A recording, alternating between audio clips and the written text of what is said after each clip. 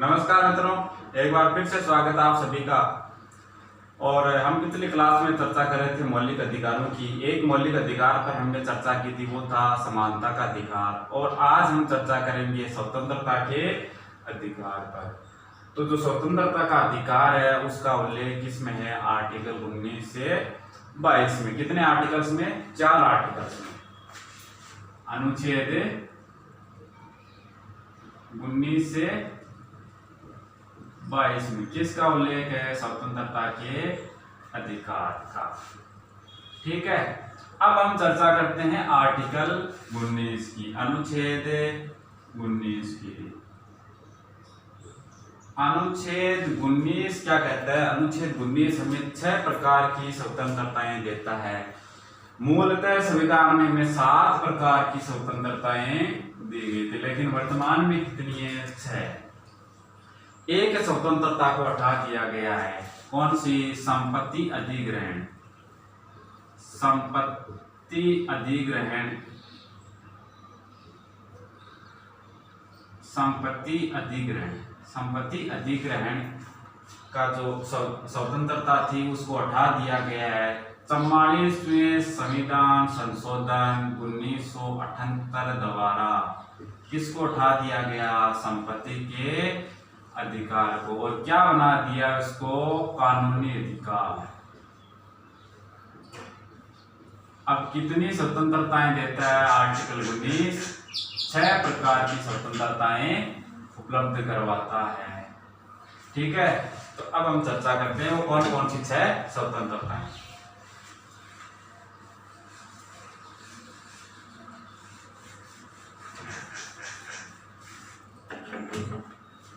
Number 1 है वाक एवं अभिव्यक्ति। वाक एवं अभिव्यक्ति। वाक एवं अभिव्यक्ति की स्वतंत्रता है वो कौन उपलब्ध करवाता है? आर्टिकल 19। तो वाक का मतलब क्या है? बोलना, यानी जो बोलने की स्वतंत्रता है, यानी जो भाषण देने की स्वतंत्रता है वो कौन दिलवाता है? आर्टिकल 19। अभिव्यक्ति, अब देखिए बोलने में और अभिव्यक्ति में अंतर है। बोलने का भाषण में मतलब हम बोलकर उसको व्यक्त कर सकते हैं, लेकिन अभिव्यक्ति का मतलब है हम अपने विचार किसी भी प्रकार से व्यक्त कर सकते हैं। जैसे मौन रखकर अपने विचार कर व्यक्त कर सकते हैं, कार्टून बनाकर व्यक्त कर सकते हैं, किसी भी प्रकार से व्यक्त कर सकते हैं। वो क्या है? वो है अभिव्यक्ति है। ठीक है, अब हम चर्चा करते हैं नंबर 2। 2 नंबर की स्वतंत्रता वो क्या है? शांतिपूर्वक या निशस्त्र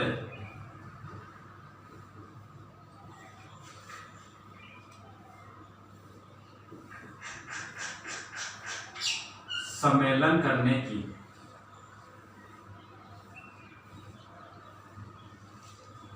शांतिपूर्वक या निशस्त्र सम्मेलन करने की जो स्वतंत्रता है वो कौन देता है? आर्टिकल 19 से देता है। यानी हम किसी भी प्रकार का सम्मेलन कर सकते हैं बिना शस्त्रों के, हमें किसी प्रकार की कोई रोक टोक नहीं है। ये कौन कहता है? आर्टिकल 19 कहता है। अब नंबर 3 है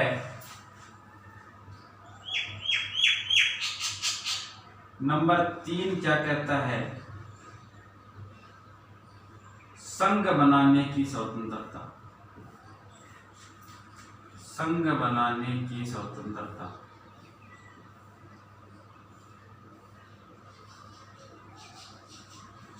यानी हम किसी भी प्रकार के संघ का गठन कर सकते हैं। ये कौन कहता है? आर्टिकल 19 कहता है। हम किसी भी दल का, राजनीतिक दल का गठन कर सकते हैं, या कोई सहकारी समिति है उसका गठन कर सकते हैं।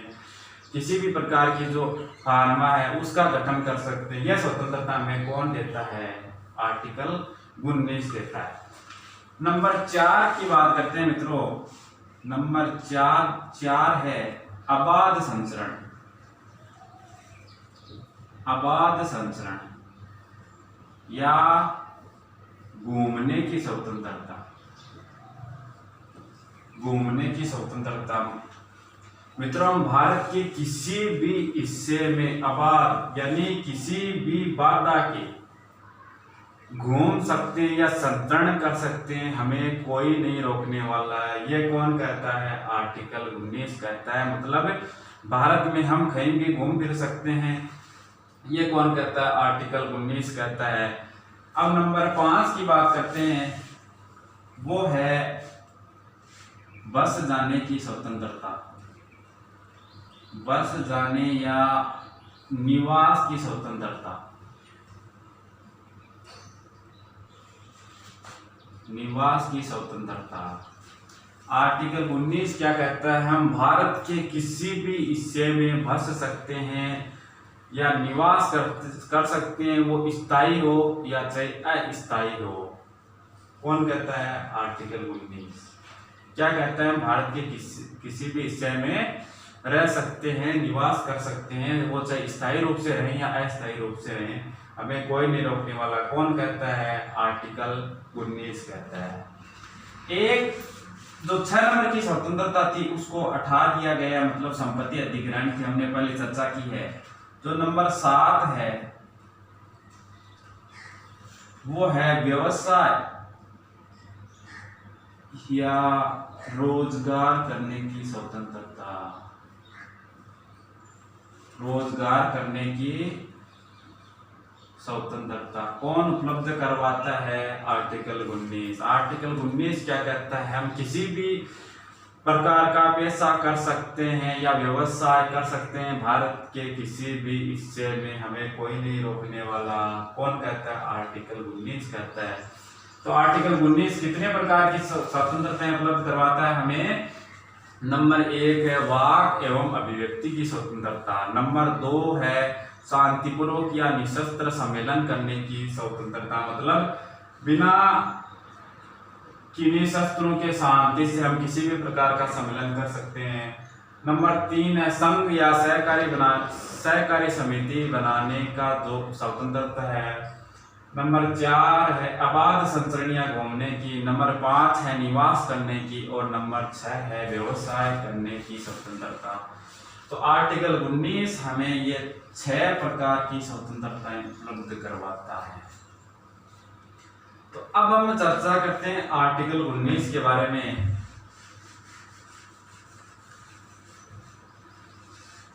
तो मित्रों,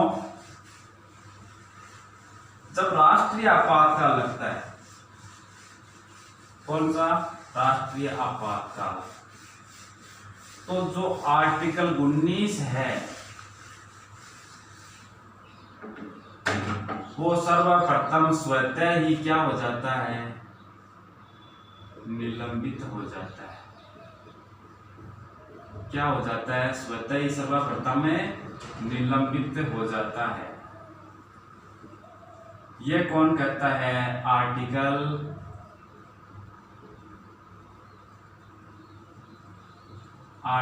358। आर्टिकल 358 ये कहता है कि जब राष्ट्रीय आपातकाल लगता है, कौन सा राष्ट्रीय आपातकाल? जब युद्ध या बाहरी आक्रमण,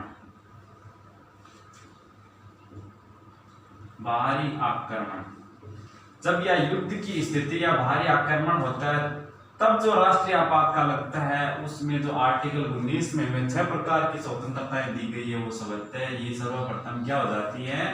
निलंबित हो जाती है। ये कौन कहता है? आर्टिकल 358 कहता है। इस पर चर्चा हम विस्तार से करेंगे जब राष्ट्रपति की आपातकालीन शक्तियों का जो प्रावधान है उस पर चर्चा करेंगे तब, ठीक है। युद्ध या बाहरी आक्रमण, एक प्रकार और से लग सकता है राष्ट्रीय आपातकाल, वो है सशस्त्र विद्रोह। सशस्त्र विद्रोह, जब सशस्त्र विद्रोह होता है तब जो आर्टिकल 19 में 6 प्रकार की स्वतंत्रताएं दी गई है ये निलंबित नहीं होती है, ठीक है। तो ध्यान रखना, जब युद्ध या बाहरी आक्रमण के कारण राष्ट्रीय आपातकाल लगा हो तब भी ही निलंबित होते हैं। कौन? आर्टिकल 19। जब सशस्त्र विद्रोह के आधार पर राष्ट्रीय आपातकाल लगा हो तो आर्टिकल 19 में जो 6 प्रकार की स्वतंत्रताएं दी गई है वो निलंबित नहीं होती है। ठीक है,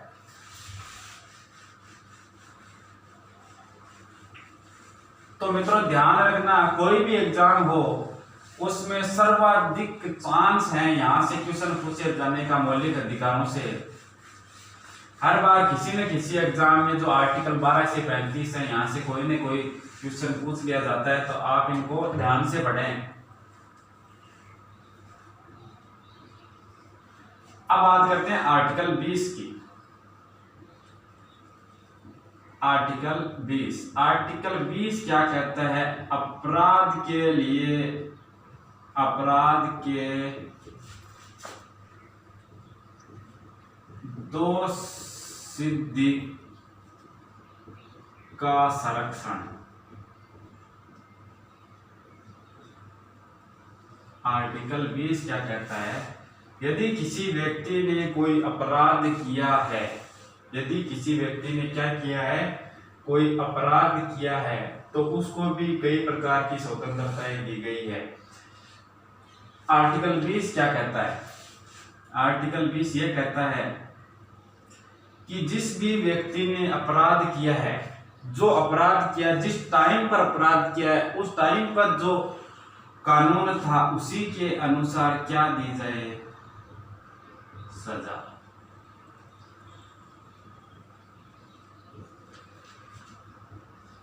ठीक है, 3 बातों का उल्लेख करता आर्टिकल जो 20 है, यानी किसी अपराधी है उसका जो अपराध है वो सिद्ध हो गया है। तो आर्टिकल 20 क्या कहता है? आर्टिकल 20 ये कहता है कि जिस समय जो अपराध किया गया, देखिए जैसे 2018 में अपराध किया गया, तो 2018 में जो उस अपराध के लिए जो कानून था उसी के अनुसार सजा दी जाए, न कि जो कानून अब बदल गया, जो 2020 में हो गया है उसके अनुसार सजा नहीं दी जाए। मतलब जिस समय अपराध किया गया उसी समय जो क्या था, कानून था, उसी के अनुसार क्या दी जाए? सजा दी जाए। ये कौन कहता है? आर्टिकल 20 कहता है। नंबर 2, दूसरी बात क्या कहता है आर्टिकल 20? दूसरी बात ये कहता है कि दोहरी क्षति,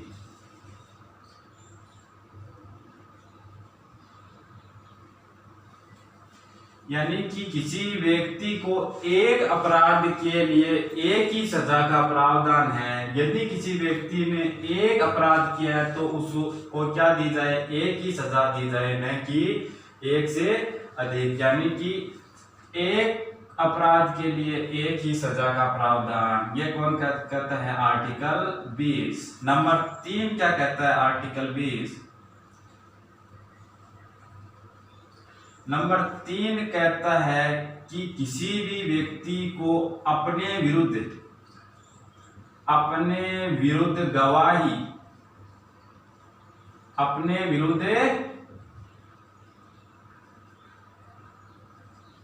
गवाही देने के लिए क्या नहीं किया जा सकता मित्रों? बाध्य नहीं किया जा सकता। ये कौन कहता है? आर्टिकल 20 कहता है। आर्टिकल 20 क्या कहता है? आर्टिकल 20 ये कहता है कि अपराध के दोष सिद्धि का संरक्षण। नंबर 1 बात क्या कहता है? नंबर 1 बात कहता है कि जिस टाइम पे अपराध किया गया उसी के अनुसार क्या दी जाए? सजा दी जाए, और एक अपराध के लिए एक ही सजा का प्रावधान है। ये कौन कहता है? आर्टिकल 20। नंबर 3 है किसी भी व्यक्ति को अपने विरुद्ध गवाही, मतलब इसलिए बाध्य नहीं किया जा सकता है कि उसको अपने विरुद्ध गवाही देनी पड़े। ये इसका संरक्षण कौन करता है? आर्टिकल 20 करता है। ठीक है, तो जो आर्टिकल 20 है वो किसी भी परिस्थिति में निलंबित नहीं होता है। ये कौन कहता है? आर्टिकल 359 क्या कहता है? कि किसी भी परिस्थिति में यानी राष्ट्रीय आपातकाल के समय भी आर्टिकल 20 क्या नहीं होता है, निलंबित नहीं होते हैं। ठीक है, अब हम बात करते हैं अनुच्छेद 21 की।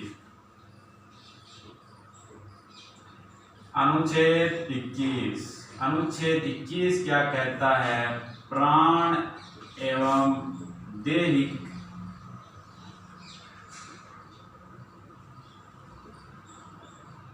स्वतंत्रता। प्राण एवं दैहिक स्वतंत्रता। प्राण एवं दैहिक स्वतंत्रता का मतलब क्या हो गया? जीने का अधिकार। जीने का अधिकार। जीने का अधिकार कौन देता है? आर्टिकल 21।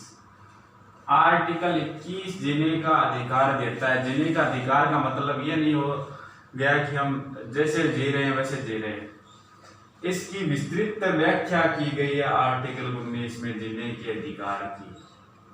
मतलब जीने के लिए जो भी आवश्यक है वो उपलब्ध करवाया जाए, ये कौन कहता है? आर्टिकल 19। जैसे साफ पानी, स्वच्छ वातावरण,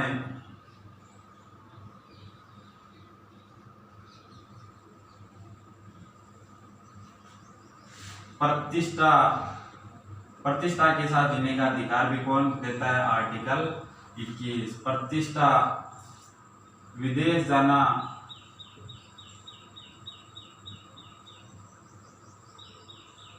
ये सब जो भी हैं वो किसके अंतर्गत आते हैं? जीने के अधिकार के अंतर्गत आते हैं। तो आर्टिकल 21 क्या कहता है? प्राण एवं दैहिक स्वतंत्रता का अधिकार देता है, यानी जीने का अधिकार उपलब्ध करवाता है। कौन करवाता है? आर्टिकल 19।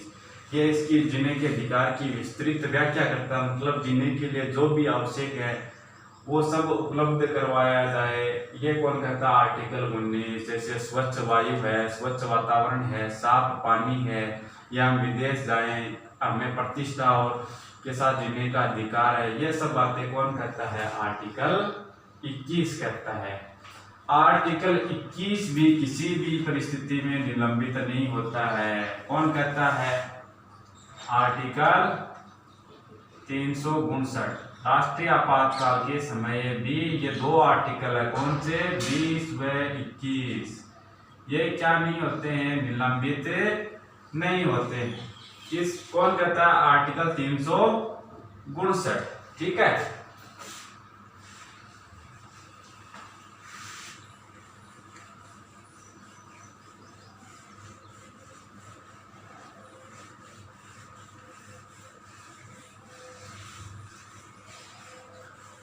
अब बीच में एक आर्टिकल हो रहा है वो है 21A, उस पर भी हम चर्चा करते हैं।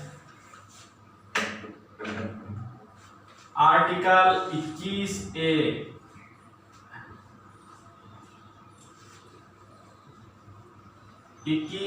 क्या कहता है? 6 से 14 वर्ष, 6 से 14 वर्ष तक के बच्चों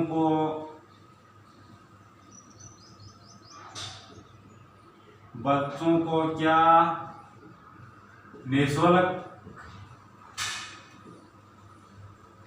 निःशुल्क एवं अनिवार्य शिक्षा, जो अनिवार्य शिक्षा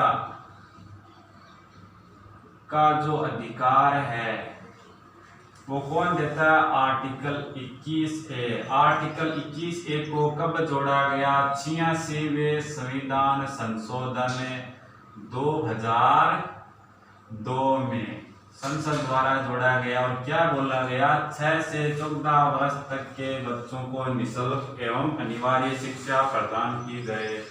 इसका उल्लेख कौन करता है? आर्टिकल 21 करता है। बहुत बार एग्जाम में पूछा गया क्वेश्चन है, तो आप ध्यान रखना। अब हम बात करते हैं आर्टिकल 22 की।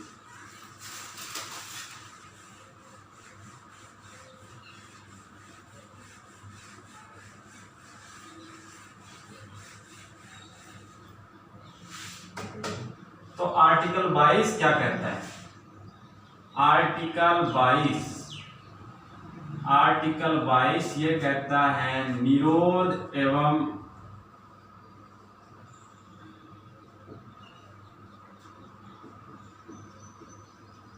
गिरफ्तारी का संरक्षण।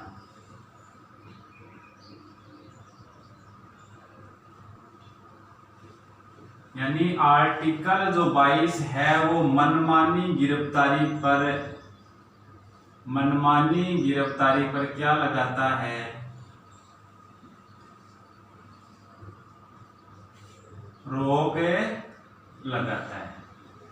ठीक है, तो आर्टिकल 22 क्या कहता है? आर्टिकल 22 ये कहता है कि अगर किसी व्यक्ति को गिरफ्तार किया गया है तो उसको क्या किया जाए? गिरफ्तारी का कारण बताया जाए। गिरफ्तारी का कारण बताया जाए।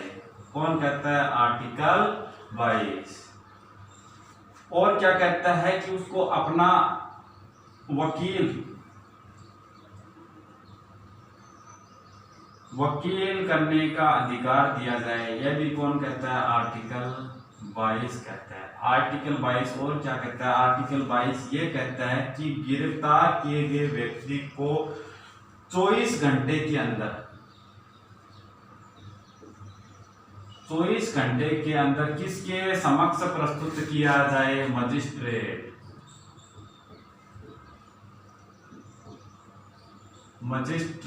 के समक्ष प्रस्तुत किया जाए। कौन कहता है? आर्टिकल 22।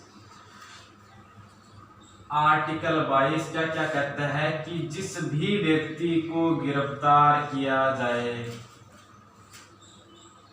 उसको उसका क्या बताया जाए? कारण कि किस संबंध में क्या किया गया? गिरफ्तार किया गया है। अपना वकील करने का अधिकार है गिरफ्तार किए गए व्यक्ति को। और क्या कहता है आर्टिकल 22? आर्टिकल 22 कहता है कि गिरफ्तार किए गए व्यक्ति को 24 घंटे के अंदर क्या किया जाए? मजिस्ट्रेट के सामने प्रस्तुत किया जाए। ये सब बातें किन पर लागू होती हैं? भारतीय नागरिकों पर। ठीक है, अब जो निरोध या निवारक हिरासत कानून, जिसके अंतर्गत क्या आता है? जो विदेशी जो शत्रु देश हैं उनके नागरिक, और जैसे जो कानून थे जैसे टाटा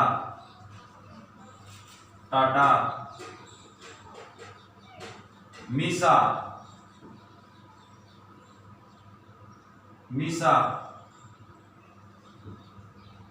ये जो कानून थे जो अब समाप्त हो गए हैं, ये भी किस में आते हैं? निवारक हिरासत कानून में। इनमें क्या होता है कि गिरफ्तार किए गए व्यक्ति को 3 महीने तक मतलब कारावास में क्या कर सकते हैं? रख सकते हैं। लेकिन 3 महीने के बाद में उन्हें छोड़ना होगा यदि सलाहकार बोर्ड ने कोई निर्णय नहीं लिया है। यदि सलाहकार बोर्ड ने कोई निर्णय नहीं लिया है तो 3 महीने बाद में इनको भी क्या करना होगा? रिहा करना होगा। ये कौन कहता है? आर्टिकल 22 कहता है। यदि सलाहकार बोर्ड ने क्या नहीं किया हो, कोई निर्णय नहीं लिया हो। सलाहकार बोर्ड में कौन आते हैं? उच्च न्यायालयों के न्यायाधीश। ठीक है, तो मित्रों आज हमने चर्चा की है किस पर चर्चा की है? स्वतंत्रता के अधिकार पर। स्वतंत्रता के अधिकार के कितने आर्टिकल हैं? आर्टिकल 4। कौन कौन से? आर्टिकल 19, 20, 21 और 22। 19 क्या कहता है? 19 हमें 6 प्रकार की स्वतंत्रताएं उपलब्ध करवाता है। 20 क्या कहता है? 20 दो सिद्धि के रूप में जो संबंध जो है उसको क्या करता है? संरक्षण प्रदान करता है। 21 जीने का अधिकार देता है। ठीक है, 22 के बारे में हमने अभी क्या की है? चर्चा की है। तो मित्रों 2 मौलिक अधिकारों पर हमने चर्चा कर ली और 4 मौलिक अधिकारों पर चर्चा करना अभी बाकी है, जो अब हम अगली क्लासों में करेंगे।